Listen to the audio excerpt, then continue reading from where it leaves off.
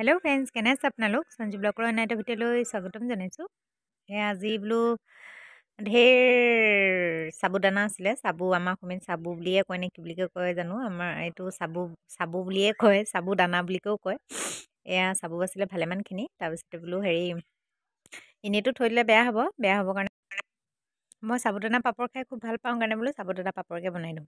তাৰপিছতে ধুনীয়াকৈ চাবুখিনি উলিয়াই ল'লোঁ। উলিয়াই পেলাই বাতি এটাত ধুনীয়াকৈ ধুই ল'লোঁ। 4-5বাৰমান আপোনালোকে ধুব। ধুই লোৱাৰ পাছত মানে আধা কেজি চাবুত বা আধা কেজি এপোৱা চাবুত আপোনালোকে অকণমান আৰু 5-6 চামুচমান পানী থকাকৈ চাবুখিনিত থৈ দিব। সোৱাদ অনুযায়ী নিমখ দিব। নিমখ তাৰপৰা আপোনালোকৰ যদি ফুড কালাৰ থাকে ফুড কালাৰ দিব, যদি নাই নিদিলেও একো নাই। মই কেইবাটাও কালাৰৰ পিছা বনালোঁ। তাৰপিছতে বোলো ইয়াত অকণমান ৰেড চিলি অকণমানো দি দিওঁ। এভাগত বোলো ৰেড চিলি অকণ দি দিওঁ। জালুকো দিব পাৰে। মই ৰেড চিলিকে অকণমান দিলোঁ। আজুৱাইন দিব পাৰে, খাবলৈ ভাল হয়। তাৰপিছতে ৰেড চিলিটো অকণমানেই দিছোঁ, বৰ বেছি দিয়া নাই, জ্বলা বেছি পাম ভয়ো লাগে। তাৰপৰা মই বোলো ৰাতিটো তিয়াই পেলানি চাওক। মই এভাগ হালধীয়া কৰিলোঁ, এভাগ গ্ৰীণ কৰিলোঁ আৰু এভাগ পিংক। আপোনালোকৰ ওচৰত কালাৰ নাথাকিলেও একো নহয়, তেনেকৈ নৰ্মেলকৈ বনাই খাবও পাৰিব। এৰাতি ধুনীয়াকৈ খালি থৈ দিব, অকণমান পানী অকণমান দি, যাতে মানে চফ্ট হ'ব পাৰে। ৰাতিপুৱা মই লৰালৰিকৈ বোলো বৰা চাউল আছিলে, চেৱাত দিলোঁ। আপোনালোকে খাই ভাল পায় নাই চেৱাত দিয়া? মই কিন্তু বহুত ভাল পাওঁ। তাৰপৰা ৰুটি নবনালোঁ, আজি জলপানকে খালোঁ। তাৰপৰা মোৰ ওচৰত যেনিবা ইডলি ষ্টেণ্ড আছিলে, ইডলি ষ্টেণ্ডতে ধুনীয়াকৈ তেল অকণ মই সানি ল'লোঁ। আপোনালোকে থালতো বনাব পাৰে। থালত এনেকৈ মই যেনেকৈ এচামুচ লৈছোঁ, থালখনত ধুনীয়াকৈ তেল অকণ সানি ল'ব। সানি লৈ পেলাই এচামুচ ধুনীয়াকৈ দি ল'ব। দি পেলাই হাতেৰে গোল গোল যেনেকুৱা শ্বেপত আপোনালোকে বনাব বিচাৰে তেনেকৈ, বা শ্বেপ তেনেকুৱা থকা কিবা যদি যতন থাকে আপোনালোকে তেনেকৈও ল'ব পাৰে। মই ধুনীয়াকৈ ইডলি ষ্টেণ্ডতে বনালোঁ। আৰু থালত বনালে কেৰাহীত ষ্টেণ্ড দি পেলাই তলত পানী দিব, ভাপত তেনেকৈ ঢাকি পেলাই বনাব, তেনেকৈ হৈ যাব। মই পিছে ইডলি ষ্টেণ্ডত আছিলে কাৰণে মই ইডলি ষ্টেণ্ডতে বনাইছোঁ। যেনেকৈ আপোনালোকৰ সুবিধা হয় তেনেকৈ বনাব পাৰিব। মই যেনিবা ইডলি ষ্টেণ্ডত ধুনীয়াকৈ দি পেলানি মোৰ ওচৰত ৰাইচ কুকাৰটো আছিলে, ৰাইচ কুকাৰটোতে মই ধুনীয়াকৈ দি দিলোঁ।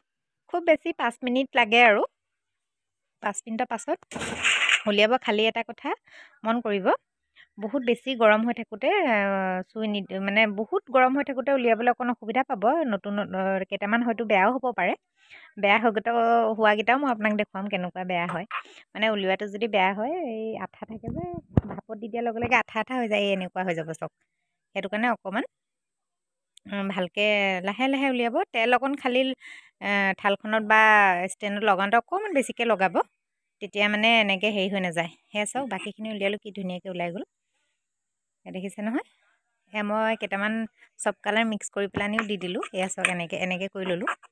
নিদিলেও কালাৰ বোলে এনেকৈ নকৰোঁ, এনেকৈ বনাওঁ, এনেকৈও বনাব পাৰিব। আৰু এনেকৈ মানে সাবুদানা পাপৰ খাই কোনে ভাল পায় জনাবচোন। মইতো বহুত ভাল পাওঁ। বাকীকেইটা ধুনীয়াকৈ মই উলিয়াই লৈ পেলাই চাওক কি ধুনীয়া লাগিছে, হয় নাই বাৰু কওকচোন।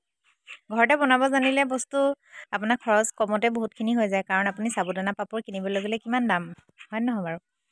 চাওক এটা ৰ'দত, এতিয়া ৰ'দটো বহুত চোকা, 2টা ৰ'দত ধুনীয়াকৈ হৈ যায়। আপোনালোকে 2টা ৰ'দ দিয়াৰ পাছত ধুনীয়াকৈ পাপৰটো ভাজি খাব পাৰিব। আৰু আপোনালোকে ডলাখনত ভাল কাপোৰ এখন পাৰি ল'ব। এইখন মোৰ পুৰণা কাপোৰ, এইখন মই এনেকৈ পাপৰ চাপৰ শুকুৱাওঁ।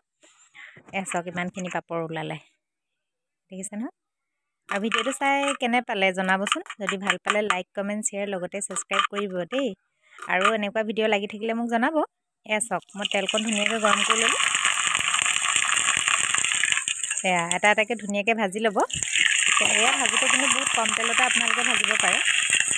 বহুত বেছি তেল নিদিলেও হ'ব, কম তেলতে হৈ যায়। চাওকচোন কি ধুনীয়াকৈ ফুলি গ'ল, দেখিছে নহয়? খাবলৈ কিন্তু বহুত বেছি সোৱাদ হয় দেই। কিনাতকৈ ঘৰত বনোৱাটো খাবলৈ খুব সোৱাদ হয়। চাওক এতিয়া আমি লাল চাহ বনাওঁ, ধুনীয়াকৈ খাওঁ। আপোনালোকে বনাই খালে মোক জনাব। আজিলৈ বাই।